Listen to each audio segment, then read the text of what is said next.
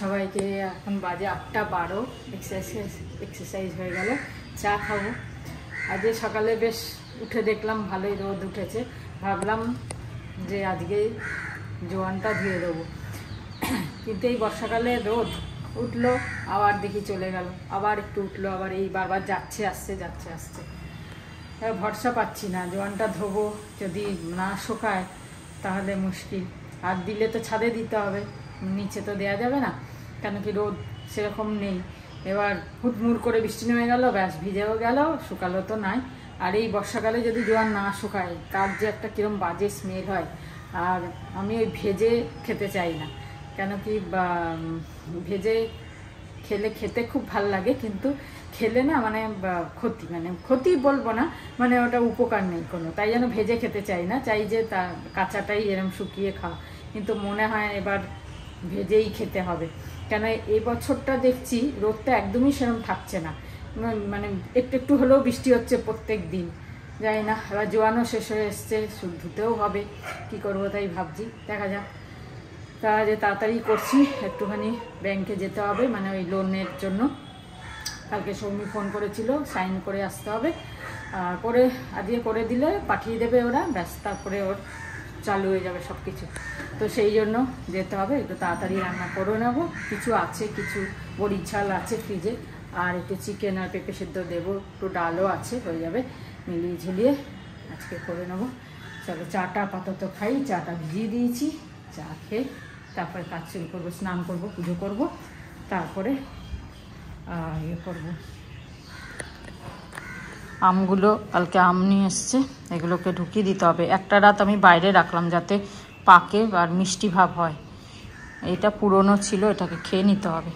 আম না বেশি দিন ফ্রিজে রাখলেও দেখছি থাকছে না, আম কেন কলাও তাই, ফ্রিজে রাখলেও দেখছি থাকছে না, কীরকম একটা হয়ে যাচ্ছে। তাই জন্য পুরনোগুলো খেয়ে তারপরে আবার এগুলো খাওয়া শুরু করতে হবে। এর মধ্যে কোনটা পাকা দেখি খেয়ে নিই। এটা কিরকম একটা,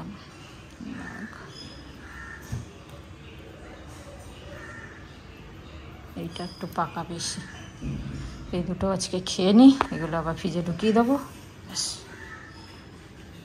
চলো 9:30 বাজে, পুজো দিয়ে দিলাম, এবার ব্রেকফাস্টটা দিয়ে করি, রান্নাটাও চাপিয়ে দেবো একদিকে। আর পেঁপেটা কেটে নিলাম, নিয়ে সেদ্ধ বসিয়ে দিলাম, আর মাংসটা করলেই ব্যাস ভাত করব, হয়ে যাবে। আর এই টিফিনে আমি আজকে আবার সেই আগেকার অনেক দিনকার আগে ওটস খাবো। ওটসটা বয়েল করলাম জল দিয়ে, আর ওরা খাবে দুধ দিয়ে, ব্রেড দিয়ে, আম কলা তো আছেই সাথে। চলো, এদের একটু খেজুর দিয়েছি, আমি তো চিনি বা গুড় কিছুই খাই না, এগুলো দিলে একটু মিষ্টি মিষ্টি লাগে, নাহলে খেতে তো একদম পাঞ্চা। আর দুধও নেই না, জল। যাই হোক, চলো ফটাফট পেঁয়াজ টেয়াজ কাটি, রান্নাটা করি, ব্যাস। চলো, বাজে 11:24, সব হয়ে গেছে, রান্নাবান্নাও সব হয়ে গেছে, পরিষ্কার পরিচ্ছন্ন সব করে দিয়েছি, দিয়ে রেডি হয়ে এখন বেরোচ্ছি। বৃষ্টিটা এখন নেই, যাই তাও ছাতা নিচ্ছি হাতে, যদি ধরো হুট করে বৃষ্টি আসছে, তো যদি হুট করে বৃষ্টি আসে তাহলে কমসে কম ছাতা খুলতে পারবো কিছুটা, হ্যাঁ, তারপরে দাঁড়াবো সাইডে, কি করবো সে দেখা যাবে। যাই হোক, সব পরিষ্কার হয়ে গেছে, এসা করে দিয়েছি। এই যে এখানে চিকেন আর সে পেঁপে সেদ্ধ আছে, বাকি ফ্রিজে আছে। ভেরি গুড আফটারনুন বন্ধুরা, very good afternoon, very good afternoon. বলছি যে একটা খবর আছে, খবর ইন দ্য সেন্স একটা কোয়েশ্চেন, সবাই জানে অনেকে, তাও আমি শেয়ার করছি। যে রিসেন্ট একটা নিউজ চলছে যে একটা বলিউড স্টার সে এক্সপায়ার করেছে। এবার ইনভেস্টিগেশনে এটা দেখা যাচ্ছে, এবার সত্যি কিনা জানি না, মিডিয়ার থেকে আমরা জানতে পারছি যে উনি নাকি, নাম বলবো না, ভেরি সরি, এই প্ল্যাটফর্মের নাম বলবো না, সবাই জানে, উনি নাকি বয়স থামিয়ে রাখার কোনো রকমের ইনজেকশন নিতেন, এটা শুনলাম, ঠিক আছে। আর যেটা সাইড এফেক্ট করে গেছে, যেহেতু খালি পেটে ছিল সেদিনকে, কোনো উপোস টুপোস ছিল এই কারণে। তা যাই হোক, যেটা মেন মুদ্রা হচ্ছে যে মা যে অ্যাডমিট হয়েছিল, তার কারণ পরে বোঝা গেল যে মা যে ওষুধগুলো খেত, তারপরে আমি কিছু আয়ুর্বেদিক ওষুধ নিজেও ইউজ করতাম। ওষুধ মানে ভিটামিনস যেগুলো আয়ুর্বেদিক অনলাইন আনিয়ে কিনি বা কিনে খাওয়াই, তো ওগুলো মাকে দিয়েছি। এবার তার থেকে সাইড এফেক্ট বেশি হয়নি, কিন্তু ওই ওষুধ চায় হচ্ছে অনেক জল বডিতে, সেই অতটা কোয়ান্টিটির জল সে খেতে পারেনি, খায়নি, এই জন্যে যে অন্য ট্রাভেলও আছে যে বারবার জল খেলে আবার ওয়াশরুম যেতে হবে, এইটাই একটা প্রবলেম। কেন পায়ে এত ওই থাকে আর্থারাইটিসের প্রবলেম, তা বারবার ওয়াশরুম যাওয়া প্রবলেম, তার জন্য জলটা কম খেয়েছে। আর জলটা কম খাওয়াতে ওই সব পাওয়ারফুল ওষুধ ভালো এফেক্ট দেওয়ার জায়গায় ওগুলো সাইড এফেক্ট দিয়েছে। সাইড এফেক্ট দেওয়ার পরেই তখন ওই সব সমস্যা। তারপরে তো তোমরা দেখেছিলে যারা পুরনোরা আছে, যে মাকে অ্যাডমিট করতে হয়েছিল, অনেকদিন অ্যাডমিশনে ছিল, আর তারপর ওখান থেকে বেরিয়ে এসছে অনেক কিছু করার পরে। যাই হোক, মনের জোরও অনেক কাজে রাখে, মানে কাজে লাগে এইসব সময়। একটাই কথা বলতে চাইছি, আমরা অনেক সময় সেলফ মেডিকেশন করে নিই, আমিও করে নিই, কিন্তু মনে হয় কিছুই হবে না, দুর্ঘটনা কী হবে। কিন্তু self medication Ayurvedic is also dangerous. Car shoot করবে কার না করবে, তাই জন্য ফিজিশিয়ানকে না অ্যাপ্রোচ করে না দেখিয়ে কিছু নেওয়া একদম ঠিক না। হোমিওপ্যাথিকেরও কিছু কিছু ওষুধ আছে, আমি তো ডক্টর না, তাও বলছি, যেটা শুনলাম হোমিওপ্যাথিকেরও পাওয়ারফুল ওষুধ আছে, ঘুমের ওষুধ বেশি খেয়ে নিলে প্রবলেম। তার মানে কি সেলফ মেডিকেশন প্রবলেম। এবার এছাড়াও অনেক কিছু খাদ্য আছে, যেরকম আমি রসুন খাই রোজ 1 কোয়া। এবার আমি যদি এখানে বলি সবাই খাও খুব ভালো, সেটা বলতে পারবো না। কার শ্যুট করবে কার শ্যুট করবে না কে জানে। সেটা মেজর সাইড এফেক্ট হয়তো 1 কোয়া রসুন দেবে না, কিন্তু কেউ ধরো এবার ভাবলো যে আমি 3-4 কোয়া খাবো, কেন 1 কোয়াতে তো আমার সেরকম কিছু প্রবলেম হচ্ছে না। এবার এই সব জিনিসগুলো, খুঁটিনাটি জিনিসগুলো কিন্তু নিজেদের বাচ্চাদেরকে দেওয়ার আগে বা নিজে সেলফ মেডিকেশন করার আগে কিন্তু ফিজিশিয়ান অ্যাপ্রোচ করা খুব দরকার। কেন আজকাল আমাদের বডি কিরকম অতটা স্ট্রং নেই, যেরকম আগেকার মানুষদের থাকতো, বলতো না লোহা খেয়ে নিলেও হজম হয়ে যায়। এখন সেই ব্যাপারটা নেই, আমরা ভেজাল খেয়ে খেয়ে খেয়ে খেয়ে বড় হয়েছি, বা এখনকার বাচ্চারা তো সেটাই খাচ্ছে। তার মানে ওই ভেতরে রেজিস্ট্যান্স পাওয়ারটা নেই। যদি ভুলভাল কিছু ঢুকিয়ে দিই, সেটাকে কমব্যাট করবে, ফাইট করবে আর বের করে দেবে, সেটার ক্ষমতা খুব কম। তাই জন্য be very careful, self medication করবে না, কোনো আয়ুর্বেদিক হলেও অন্ধবিশ্বাস করে খাবে না, ঠিক আছে? লেখা অনেক কিছু থাকেন বোতলে বা ক্যাপসুলে বা ট্যাবলেটে, বাট সবসময় একটা ম্যাচিওর্ড আর নলেজেবল ফিজিশিয়ান বা সেই ফিল্ডে যে মাস্টারি আছে, অন্যদের কিছু হচ্ছে না বলে খাবে, প্রবলেমে পড়তে পারো, সেইটাই আমি বলছি। Don't set others as example and then you start implementing, don't do that. ওইটা করাটা ঠিক না। চলো এখন লাঞ্চে যাব। এটা আমাদের ফ্যামিলি মেম্বার্সদের আমি বলে দিই, তারা জানে, সবাই অনেকেই জানে, কিন্তু যদি মাঝে মাঝে ভুলে যায়, এইগুলো বললে ডিসকাস করলে আবার মনে পড়ে যায়, সেই জন্য করলাম।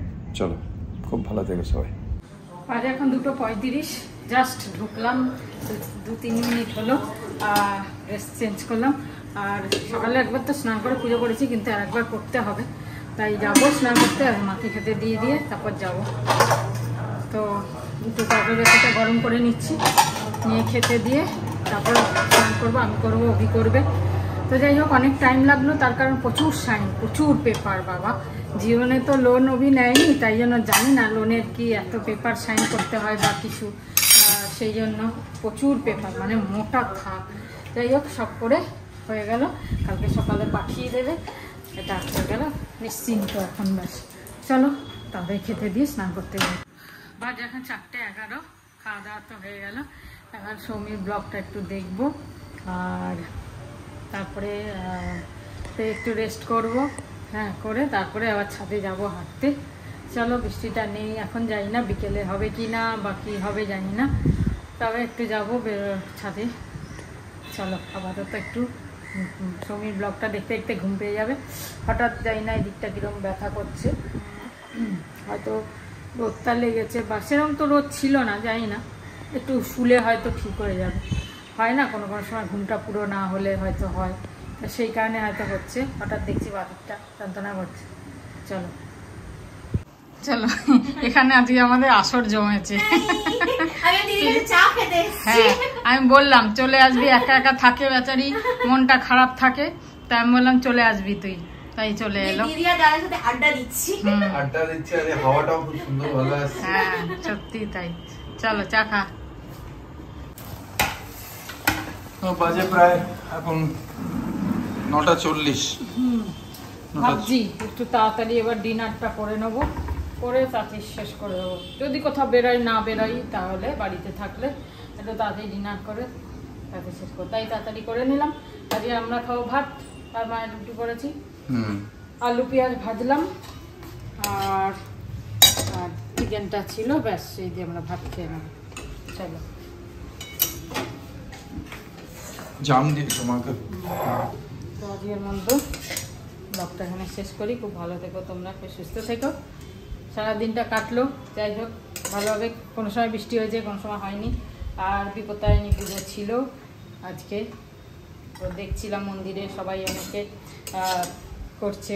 এই দুটো দিন তো করে গেল, শনিবার হয়েছে আর আজকে। যাই হোক আমরা কোনো সময় সুতো পাই, কেউ দেয়, এবারে আর পাইনি। চলো আজকে এখানে শেষ করি, সকালে দেখো। गुड नाइट, शुभरात्रि, जय गुरु, ओम साई राम, जय हिंद, जय भारत एंड वंदे मातरम।